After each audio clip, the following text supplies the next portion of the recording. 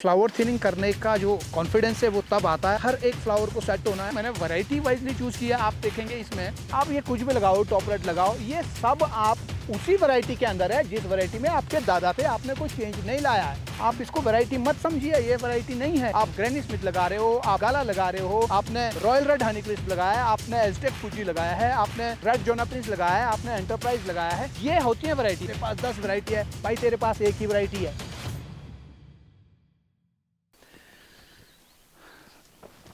तो इसको जो है, इसको कहते हैं फ्लावर थिनिंग। देखिए, ये फ्लावर थिनिंग करने का जो कॉन्फिडेंस है वो तब आता है अगर आपको मालूम हो कि मुझे इस पे कितने क्रॉप मिलने वाली है।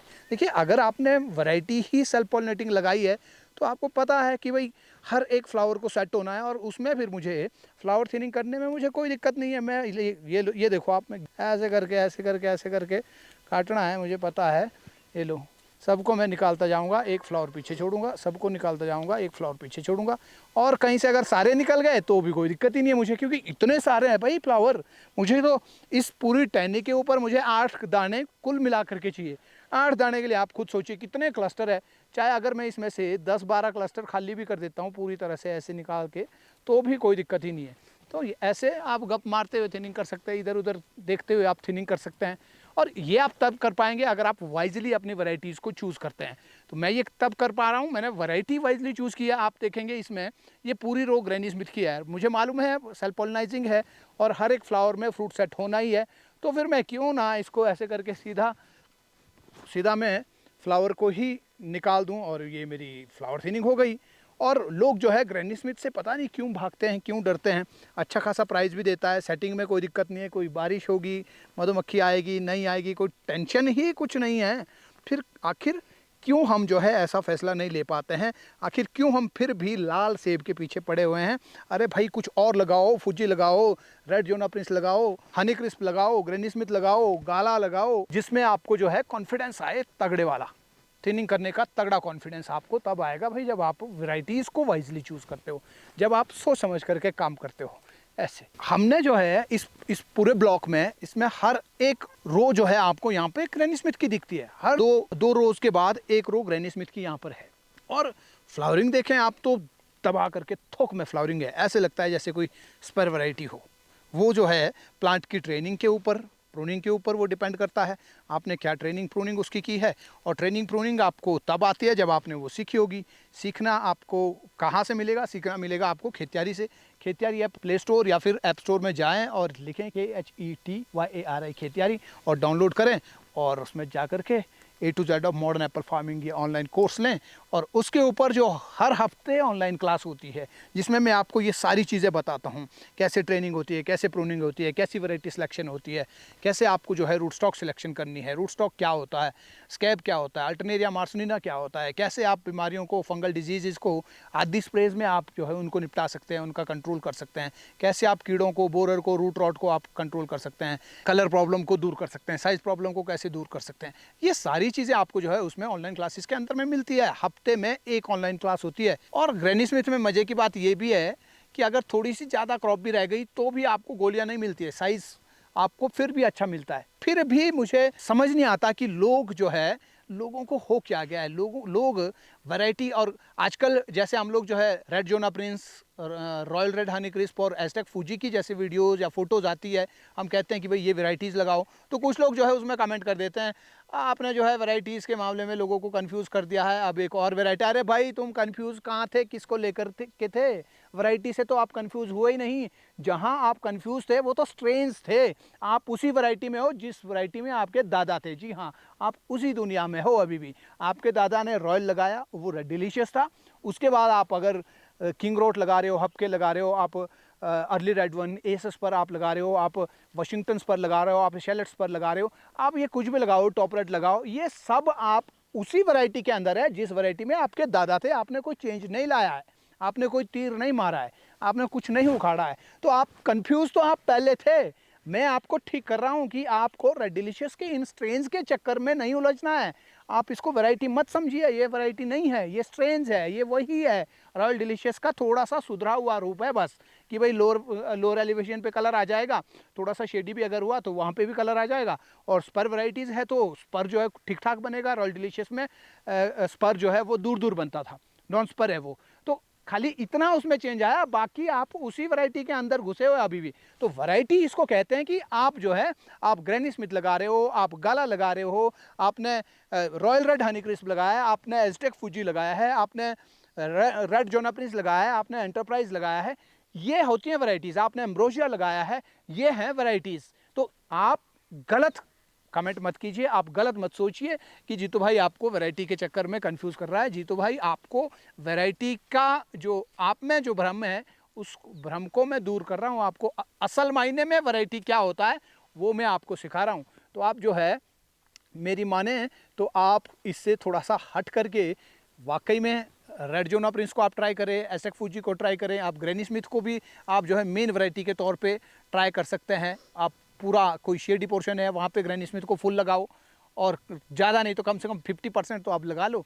ऐसे जो है आपको टेंशन ही नहीं होगी। पता है जिसको बाकी जो है लोग डिलीशियस के चक्कर में आजकल परेशान होंगे, पता नहीं फ्रूट सेटिंग होगी नहीं होगी, मौसम होगा नहीं होगा, अरे क्या नहीं होगा यार, ये लो पता है कि इसमें सेटिंग होनी ही होनी है। अभी भी थिनिंग ढंग से नहीं हुई है, अभी भी नहीं हुई थिनिंग ढंग से अभी, और इसमें और जो है ज़्यादा बेरहमी से काम करने की ज़रूरत है। तो ये जो है आपको ऐसे जो है वाइजली चूज़ करना है, क्या अपने बगीचे में आपको लगाना है क्या नहीं लगाना है। तो हम बात कर रहे थे रॉयल रेड हनी क्रिस्प की, हम बात कर रहे थे रेड जोना प्रिंस की, हम बात कर रहे थे एज़टेक फूजी की, हम बात कर रहे थे एंटरप्राइज की। एंटरप्राइज तो एक ऐसी वैरायटी है जो स्कैब रेसिस्टेंट है। जिनके यहाँ स्कैब की दिक्कत है, जैसे कश्मीर वाले परेशान रहते हैं स्कैब से, स्कैब कंट्रोल ही नहीं होता, हाई ह्यूमिडिटी होती है वहाँ पे, धूप कम आती है, बरसातें ज़्यादा रहती है, तो बहुत अच्छी वैरायटी उनके लिए है। एंटरप्राइज लगाओ, स्कैब रेसिस्टेंट है, स्कैब का कोई दिक्कत ही नहीं है। नहीं तो scab scab scab scab scab के कंट्रोल में ही मर गया आदमी, पूरी साल उसकी पूरा सीज़न उसका उसी में निकल जाता है, न्यूट्रेंट का वो स्प्रे एक भी नहीं कर पाता है। तो वहाँ के लिए एंटरप्राइज बहुत अच्छा है, उसको आप देखो। और ये ग्रैनी स्मिथ तो खैर हुआ ही तगड़ा, अब आप देखो क्या बढ़िया जो है थिनिंग हो रही है तगड़े तरीके से। तो आपके अगर पुराने बगीचे हैं, पुराने बगीचों के बीच में एज पॉलिनाइजर आप ग्रैनी स्मिथ का यूज़ कर सकते हैं। बहुत ही जल्दी फ्लावरिंग पे आएगा और दबा करके पॉलिनेशन ये करता है। इसके अलावा पुराने ऑर्चर्ड में अगर आप ग्राफ्टिंग करते हैं, मैं कश्मीर वालों को मैं देख रहा हूँ आजकल, देख ही रहा हूँ और बड़ी हंसी आती है मुझे। लोग आज कश्मीर के अंदर में या तो रॉयल डिलीशियस के जो अलग अलग रेड डिलीशियस के जो अलग अलग स्ट्रेन है या तो उसको ग्राफ्ट कर रहे हैं, या फिर गाला के जो अलग अलग स्ट्रेन है या उनको ग्राफ्ट कर रहे हैं। मैंने मेमा गाला लगाया, मैंने फ्लैश गाला लगाया, फिनगल गाला लगाया, मैंने स्निको रेड लगाया, मैंने डार्क बेरन लगाया, मैंने ये लगाया, मेरे पास 10 वैरायटी है। भाई तेरे पास एक ही वैरायटी है, एक ही वैरायटी है, गलत बात मत कर, एक वैरायटी है तेरे पास, तो उसके लिए क्यों इतना परेशान हो रहा है। वैरायटी अगर आपको लगानी है तो वैरायटी में आप चेंज लाइए ना। अब सिर्फ अब क्या, जैसे पहले रॉयल का फ्लड था पिछले इतने सालों में, अब जो है अब गाला का फ्लड लगाएंगे लोग, अब गाला का फ्लड लगाएंगे। अब जो है सब लोग गाला गाला गाला गाला गाला के अलग अलग स्ट्रेंज, फिर एक का घुस गया, फिर उसी के चक्कर में हमारे लोग जो घुसते चले जाते हैं। आप इस चक्कर में मत पड़िए। आपको अगर टॉप वर्क करना है, आप उसमें ऐसी विग्रस वैरायटी लगाइए, आप लगाओ उसमें ग्रैनी स्मिथ, आप लगाओ उसमें रेड जोना प्रिंस, कितनी बढ़िया उसमें ग्रोथ आती है। एक ही साल में जो है प्लांट आपका, आपके जो घाव है प्लांट के ऊपर, वो सारे घाव आपके एक ही साल में भर जाते हैं। और सेकंड ईयर में आपको जो है उसके ऊपर क्रॉप भी मिल जाती है, अच्छी खासी क्रॉप मिलती है आपको सेकंड ईयर में ही रेड जोना प्रिंस में। आप उसको टॉप पर करो, आप फूजी में कन्वर्ट कर दीजिए। एज़टेक फूजी बहुत अच्छा हाई कलर स्ट्रेन है, साइज़ की उसमें दिक्कत ही नहीं है। अगर आप हायर एलिवेशंस पे भी हैं 8000 8,500 9,000 फीट में, जहाँ साइज़ की प्रॉब्लम है, वहाँ पे एज़टेक फूजी लगाइए, बड़े बड़े साइज़ का फ्रूट आएगा आपको। और कलर स्ट्रेन वो है ही है, और डिमांड उसकी दबा करके है। फूजी का खाली चाइना ही है जिसने ठेका लिया हुआ फूजी का, और हमारे यहाँ पर चाइना से इम्पोर्ट बंद है, तो फूजी जो है बहुत कम हमारे यहाँ पे आता है। तो आप फूजी को आप लगाइए अगर आपने टॉप वर्क करना है। खासकर अरे कश्मीर के बागवानों को मैं कहना चाहूँगा कि आपने टॉप वर्क करना है तो आप रेड डिलीशियस की तरफ मत देखिए, आप रेड जोना प्रिंस लगाओ, आप एज़टेक फूजी लगाओ, आप रॉयल रेड हनी क्रिस्प लगाओ, आप एंटरप्राइज लगाओ, आप एम्ब्रोसिया लगाओ। ये है वैरायटीज़ जो आपको लगानी चाहिए, उससे आप बगीचों को टॉपर करो, ताकि आने वाले 2 साल में 3 साल में आपको जो है दबा करके पैसा मिले। ऐसा ना हो कि आने वाले 5-6 साल के बाद आपको फिर ये जो है दूसरी वैरायटी में आपको तब इसको कन्वर्ट करना पड़े। आज क्योंकि आप वैरायटी में नहीं जा रहे, आज आप स्ट्रेन में ही आगे जा रहे हैं, आप वैरायटी की तरफ आपको जाना पड़ेगा, नई वैरायटी आपको लगानी पड़ेगी। हो सकता है आपको ये टॉप वर्क किए हुए प्लांट दोबारा 5-7 साल के बाद, 10 साल के बाद और आपको टॉप वर्क करने पड़ जाएं। तो इसलिए मेरी आपसे यही गुजारिश है कि ऐसी वैरायटी लगाओ जिससे आपको जो है खूब पैसा फ्यूचर में मिले, जिससे आपको जो है दबा करके पैसा फ्यूचर में मिले, जिससे क्वालिटी फ्रूट भी आए और मार्केट में जो है कंट्रोल बना रहे। ये नहीं कि भेड़ की तरह सब लोग जो है, भेड़ चाल जिसको कहते हैं, भेड़ चाल में सभी जो है वहीं जा रहे हैं। तो अगर हमारे पास 6-7 वैरायटी, 8 वैरायटीज़ का अगर हमारे पास स्टॉक होगा तो पूरे सबके पास, तो पूरा सेब जो है, जो हमारे यहाँ पर जितना भी सेब होता है वो बंट जाएगा। फिर 15% गाला निकल रहा है, 15% ग्रैनी स्मिथ निकल रहा है, 15% आपका रेड डिलीशियस निकल रहा है, 15% आपका रेड जोना प्रिंस निकल रहा है, 10% आपका फूजी निकल रहा है। ऐसे करके तब जो है आपके मार्केट के ऊपर में जो है वो गलत नहीं आएगा, वहाँ पे गंद नहीं पड़ेगा मार्केट में। अगर हम अपनी एप्पल इंडस्ट्री को स्टेबल करना चाहते हैं, इसको सुधारना चाहते हैं, तो हमें वाइजली वैरायटी सिलेक्शन करना पड़ेगा। आपको भी, मुझे भी, सबको जो है ये सिलेक्शन करनी पड़ेगी। ये किसी और के ऊपर नहीं छोड़ सकते हम कि मैं तो भाई यही लगाऊंगा, सारे में गाला ही गाला लगाऊंगा, वो करेंगे। वो कौन करेगा? आपको भी इसको चेंज करना पड़ेगा, आपको भी वैरायटीज़ लानी पड़ेगी अपने ऑर्चर्ड्स के अंदर में। बाकी लोग भी तभी लाएंगे जब आप लाएंगे, नहीं तो कौन लाएगा, नहीं तो कौन लाएगा। तो ये वीडियो आपको कैसा लगा? थोड़ा सा बुरा मैंने ज़रूर बोला, लेकिन बुरा नहीं कहेंगे तो फिर आपको समझ नहीं आएगा। आपको बुरा यहाँ जब तक बात नहीं लगी तब तक आदमी डिसीजन नहीं लेता है। आज ही डिसीजन लीजिए। अगर आपको आधुनिक बागवानी करनी है, ये सारी टेंशन से आपको दूर होना है, बगीचे का डॉक्टर खुद होना है, तो आप खेतियारी ऐप को तुरंत प्ले स्टोर या ऐप स्टोर में जाकर के डाउनलोड कर दीजिए।